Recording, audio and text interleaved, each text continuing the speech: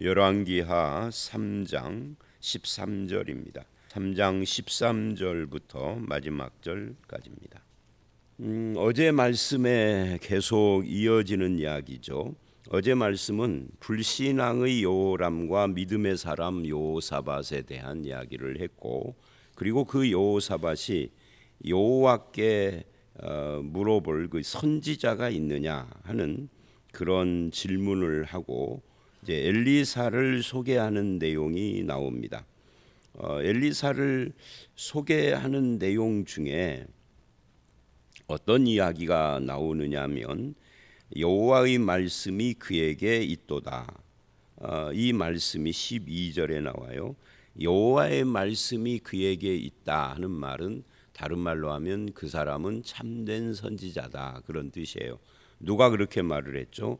여호사밧이 엘리야를 향해서 그렇게 말을 한 겁니다. 엘리야가 있는 자리에서 한 것은 아니에요. 소개받았을 때 한 이야기입니다.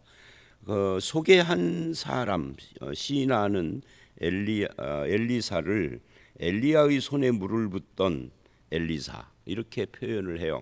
그러니까 종놈, 남의 종노릇 하던 그런 사람이라고 폄하를 했는데 여호사밧은 여호와의 말씀이 그에게 있다, 이렇게 말을 합니다.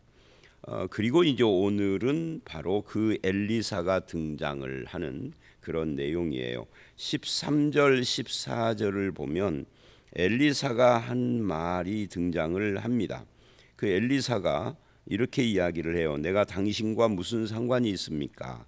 당신의 부친의 선지자들과 모친의 선지자들에게 가소서. 여기서 당신은 물론 여호람을 말하고 부친은 아합입니다. 아합과 아합의 아내 이세벨의 선지자, 이들은 누구냐면 바알 선지자들이죠. 바알 선지자들이고 그들은 바로 하나님을 향하여서 악행을 하던 그런 선지자들입니다. 그러니까 그들에게로 가라. 그러니까 나는 너를 위하여서 하나님의 말씀을 증거할 생각이 없다, 그런 이야기인 거죠. 근데 문제는 너를 위해서는 그러는데 그 다음에 이렇게 이야기를 합니다. 14절에 내가 섬기는 만군의 여호와께서 살아계심을 두고 맹세하노니, 여기까지는 보통 선지자들이 하는 말이죠. 그 다음 이야기가 중요해요. 내가 만일 유다의 왕 여호사밧의 얼굴을 봄이 아니면 당신을 향하지도 아니하고 보지도 않아. 그러니까 여호사밧, 네 곁에 있는 여호사밧 때문에 내가 지금 여기에 왔지, 여호사밧이 아니라면 여기 오지도 않았을 것이다 라는 표현을 해요. 이 표현이 굉장히 중요합니다. 그러니까 아합의 아들이고 불신앙자고 하나님을 대적하는 여호람인데, 단지 그가 여호사밧과 함께 있다 하는 것 때문에 어떻게 보면 우리식 표현으로 하면 복을 같이 받는 거죠. 물론 그 복을 같이 받는다 할 때 그 복이라는 것은 이제 전쟁에서 이기고 승리하고 죽지 아니하는 그런 것을 말을 하는데, 여기서 우리에게 교훈이 있다는 거예요. 믿음의 사람은, 하나님을 믿는 참된 신자는 자기 문제에만 메인 자가 아니라 다른 사람에게도 어떤 영향을 주는데, 이것은 성경에서 뭐라고 표현하는 것과 같느냐면 아브라함에게 네가 복이 되어라 라고 하는 것과 같은 거라고요. 이 복이 되어라 하는 말이 옛날 성경에는 복의 근원이라고 그렇게 표현을 했죠. 근데 사실은 이 복의 근원은 인간이 아니라 하나님이기 때문에 근원이라는 말보다도 이제 창세기 12장에 나오는 이야기입니다. 아브라함을 처음 부르실 때 복이 되어라 이래요. 근데 그 복이 되어라 하는 이 표현이 굉장히 중요한 표현인 것이, 우리는 누군가에게 복이 되어주는 자가 아니라 내가 복 받는 데만 관심을 갖는 사람이죠. 그러니까 한국교회처럼 복을 많이 이야기하는 교회가 세계에 또 있을까 싶어요. 그러니까 뭐를 해도 복이, 장례식의 설교도 복을 이야기하고 결혼식의 설교도 복을 이야기할 정도인데, 사실은 성경이 말하는 것은 내가 받는 복은 하늘의 신령한 복 이미 받았고 생명과 경건에 속한 모든 것을 다 받았고 이제 다른 사람에게 복이 되어주는 존재, 이게 성도거든요. 근데 예수를 믿은 이 가장 큰 핵심적인 복을 받고도 자꾸만 더 복 그래요. 근데 그 복의 내용을 가만히 보면은 안 믿는 세상 사람들이 말하는 것과 똑같은 거예요. 뭐 장수의 복, 물질의 복, 뭐 자녀가 잘 되고 뭐 하고 하는 그런 복들을 이야기를 한단 말이죠. 근데 성경이 말하는 복은 그런 복하고 아무 상관이 없어요. 하늘의 신령한 복, 생명과 경건에 속한 복이에요.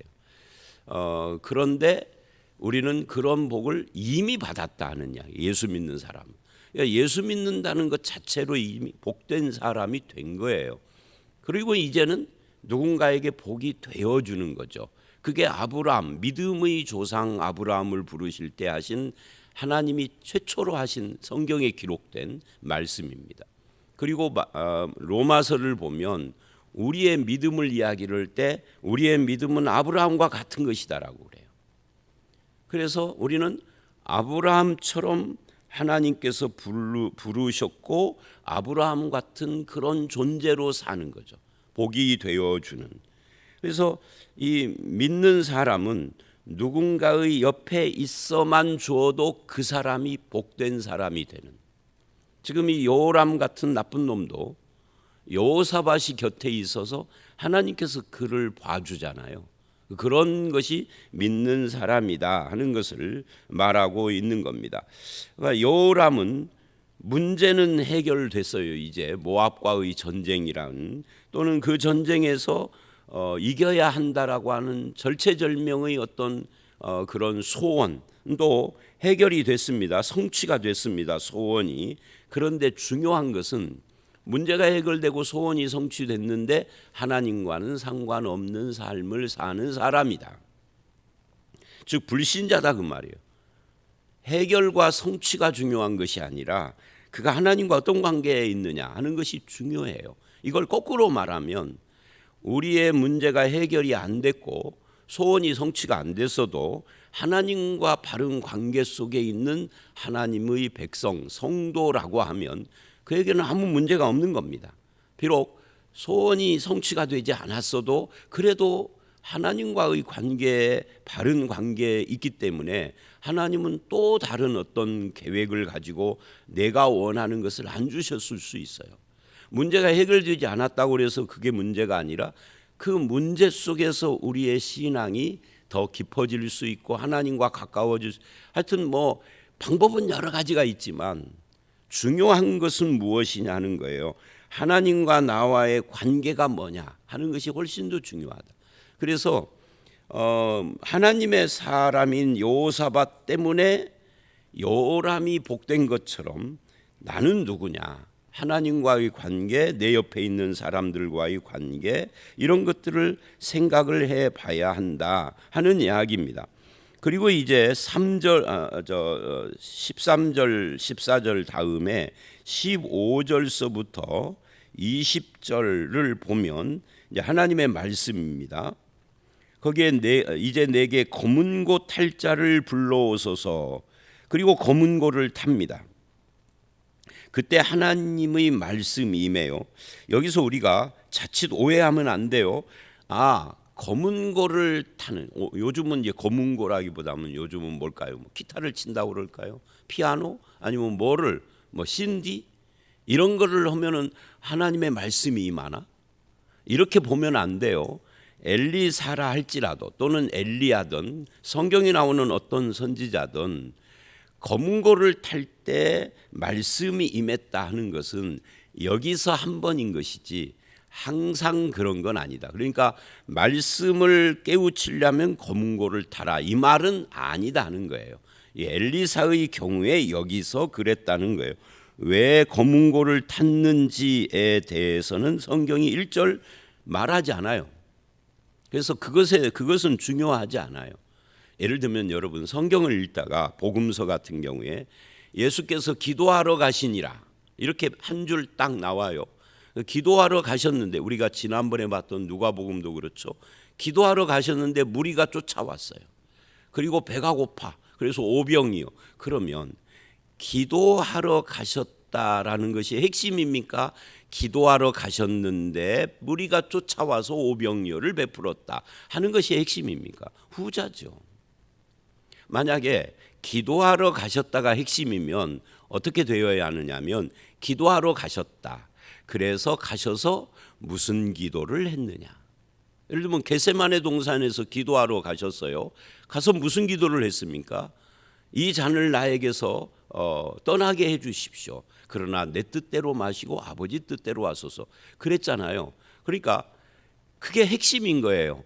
하나님의 뜻을 위하여 내 뜻을 굽히고 십자가를 가는구나. 이게 기도의 내용이었구나. 근데 성경에 기도하러 가셨다고 아무 기도한 내용이 안 나와. 그러면 그것은 그냥 배경이라는 거예요. 어떤 사건의 배경이라는 거죠. 이 성경을 우리가 읽을 때 이런 기본적인 상식이 없어요. 왜 이야기를 하느냐면 검은고를 탔다 이것 때문에 여기 꽂혀가지고 우리도 기타 쳐야 된다. 기타 배우자 이제부터. 기타 배우면 하나님이 나에게 말씀 주시 아니에요. 그런 이야기가 아니다 그 말. 오늘 말씀은 어떤 이야기예요? 이 검은고를 탈 때 하나님이 엘리사에게 오셔서 말씀하셨다. 근데 그 말씀이 뭐냐? 16절 중반부터 여기서부터가 핵심인 거죠. 무슨 말씀을 했느냐가 중요한 거죠. 근데 그 말씀이 뭐냐? 골짜기에 개천을 많이 파라. 그리고는 왜 개천을 파야 합니까? 골짜기는 이미 골짜기니까 그대로 물이 흐를 수 있는데 여호와께서 이래요.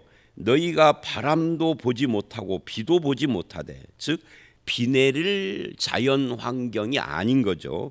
이 골짜기에 물이 가득해요. 아니 지금 구름이 하나도 없고 바람도 안 불고 태풍도 없는데 무슨 가득하냐 이 말이죠. 제가 어제 어디를 어떤 분이 만나자고 그래서 갔는데 골짜기예요. 근데 물이 하나도 없더라고요. 왜 골짜기에 물이 하나도 없습니까? 근데 거기에 그 지자체에서 뭐를 많이 이렇게 해놨어요. 이거 왜 이렇게 해놨어요? 목사님 여기는요 건천이라고 그래요. 건천. 건천이 뭐죠? 마른 천이라는 말이에요. 물이 없는 개천. 근데 왜 개천이죠? 근데 이게 비가 많이 오고 그 태풍이 분다든지 또는 장마가 진다든지 하면은 이 1년 내내 마른 개천인데 그때는 물이 가득 찬 거예요. 그러다가 비가 그치고 나면 순식간에 물이 없어져 버려요. 왜? 밑이 모래나 무슨 좀 물이 쏙쏙 빠지는. 근데 거기를 뭘로 막 장식을 많이 해놨더라고요. 그러니까 그런 거예요 지금. 바람도 없고 비도 없고 그런데 어떻게 골짜기에 물이 가득하냐? 알 수가 없죠. 하나님이 하시겠다는 거예요. 가축과 짐승이 마시리라. 그러니까 그러면서 이제 20절을 보면 아침에 일어나 보니까 물이 가득한 거예요, 진짜로. 그럼 물이 가득하다라는 말, 이 물 이야기를 왜 하느냐는 거예요. 근데 그 이야기를 왜 하는가에 대해서 성경은 아직 설명을 하지는 않았어요. 또 19절을 보면 샘을 메우고 돌로 밭을 헐리라. 또 25절을 보면 그대로 됐다. 그러니까 이런 말씀들은 왜 이런 말씀을 하셨고 이런 그 행동을 하라고 하느냐를 지금 설명하지 않지만 첫 번째로 우리가 봐야 할 것이 뭐냐면 하나님의 말씀은 말씀하신 대로 뭐예요? 반드시 성취된다 하는 것을 보여주는 것이 첫 번째입니다. 이것은 하나님께서는 자연, 물이라든지 지리적인 어떤 것들이라든지 이런 것들을 동원하시는 그런 일을 할 수 있는데 그런 것들은 작은 일이죠. 그래서 18절에 이렇게 말을 해요. 물이 가득하리라 해놓은 다음에 이것은 여호와께서 보시기에 작은 일이라. 우리는 엄청난 일이라고 생각을 하는 거예요.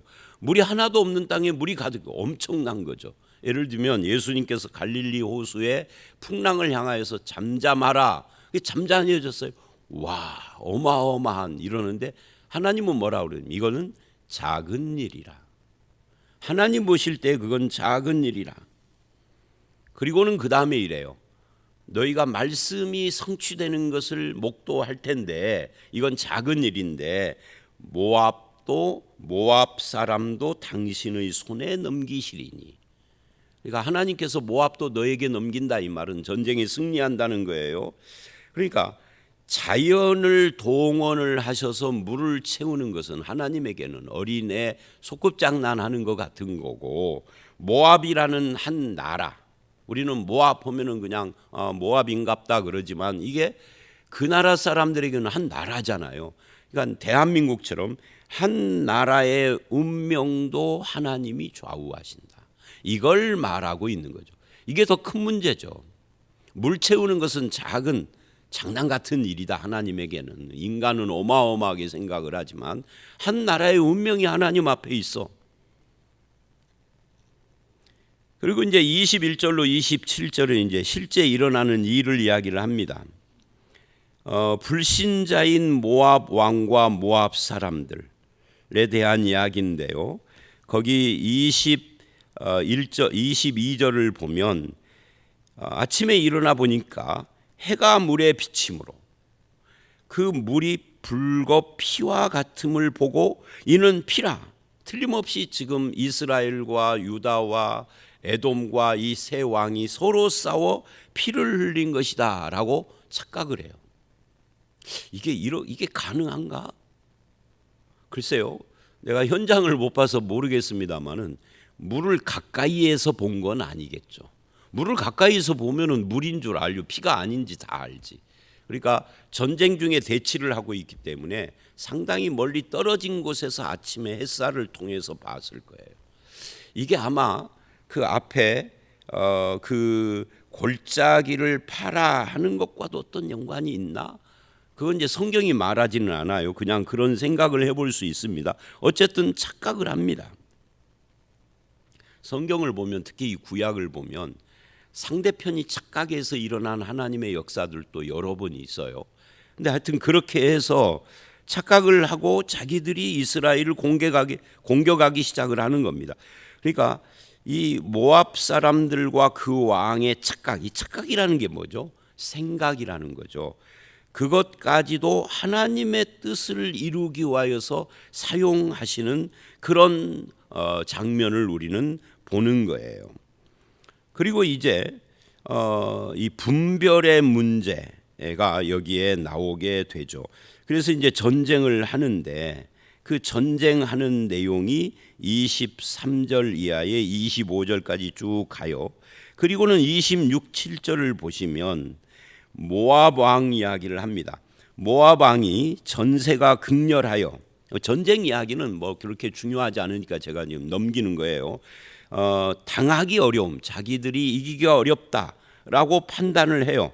그래서 군사 700명을 거느리고 에돔 왕에게로 가려고 하는데, 아마 에돔 왕에게로 가려고 하는 것은 에돔이 좀 그 군사력이 약하다라고 생각해서 그쪽을 돌파하려고 했던 거죠.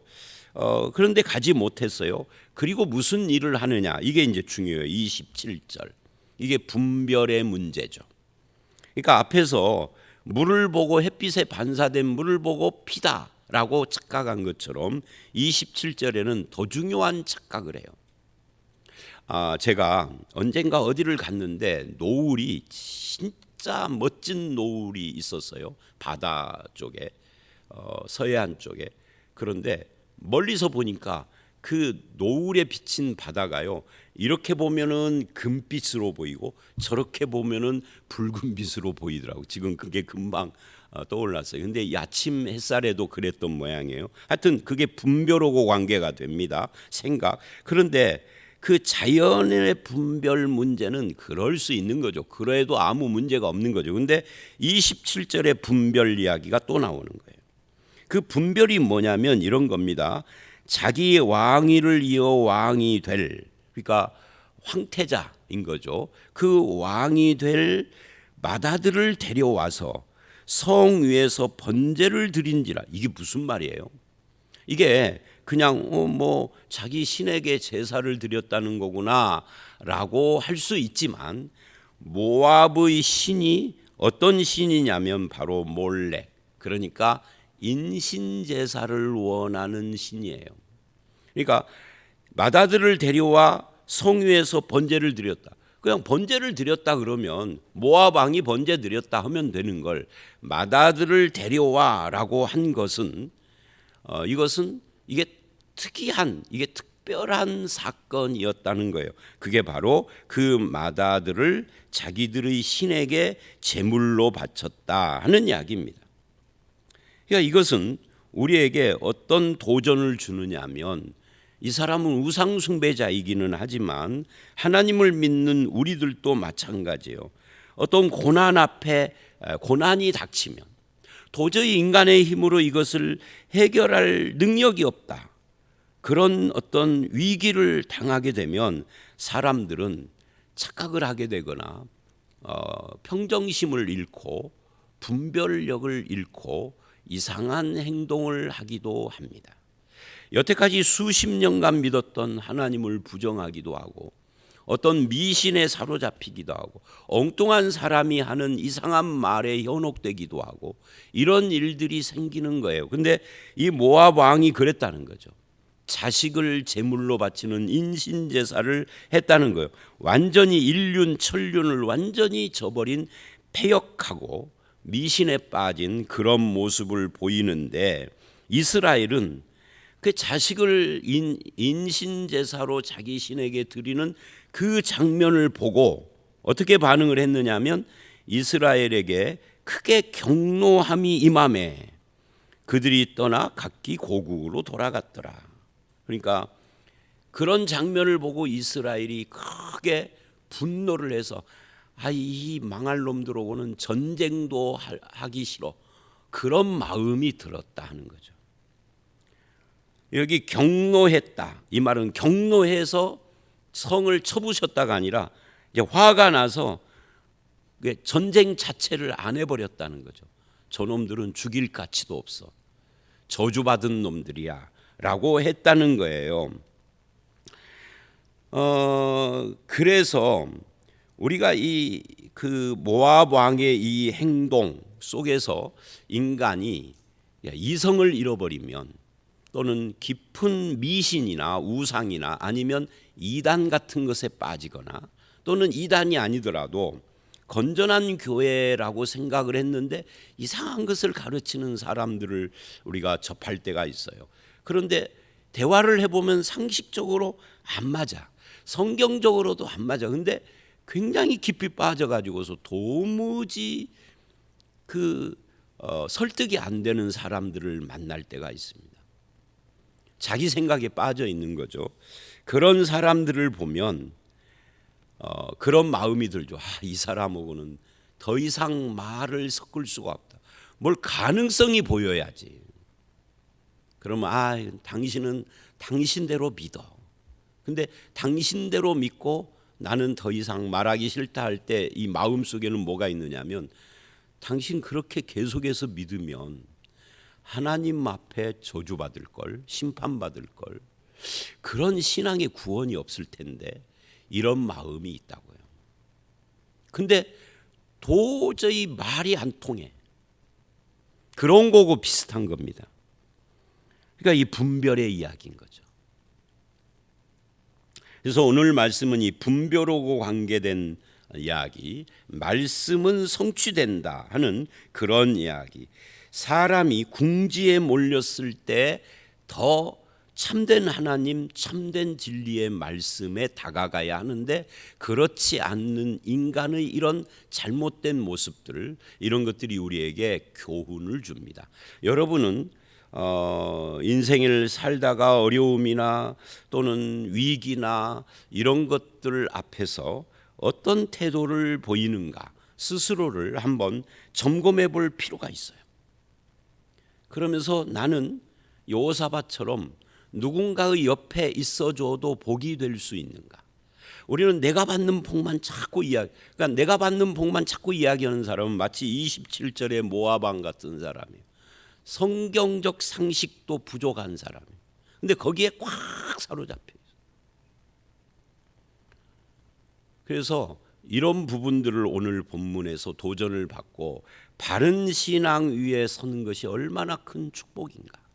생명과 경건에 속한 하늘의 신령한 복을 다 받은 자로서 나는 누군가에게 복이 되고 말씀은 반드시 이루어지며 그 다음에 정말 성경적 분별력을 가지고 인생을 산다라는 것이 참 중요하다 하는 이 세 가지를 오늘 본문에서 배우게 됩니다. 여러분들이 참된 신앙의 터전 위에 서서 하나님의 뜻을 받들어 살며 하나님께 영광을 돌리고 사람들에게 복이 되어주는 그런 성도들이 다 되시기를 주의 이름으로 축원합니다. 함께 기도하겠습니다.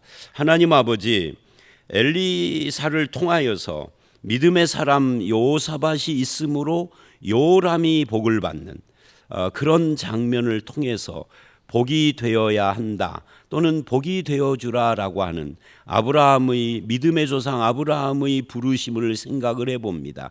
우리가 이미 하늘의 신령한 복을 받은 자로서 세상 속에서 복이 되어주고 하나님의 말씀이 반드시 성취되는 것을 보면서 말씀을 붙들게 하시며 또한 정말 참되고 바른 성경적 신앙 위에서 세상을 잘 분별하고 인생을 잘 분별하며 지혜롭게 사는 그런 성도가 되게 하여 주시옵소서. 오늘 이 하루도 늘 참된 진리 위에서 참 바른 신앙을 가지고 하나님의 뜻을 붙잡고 살아가는 이 하루가 되기를 간절히 바라올 때 예수님 이름으로 기도드려 싸움나이다. 아멘.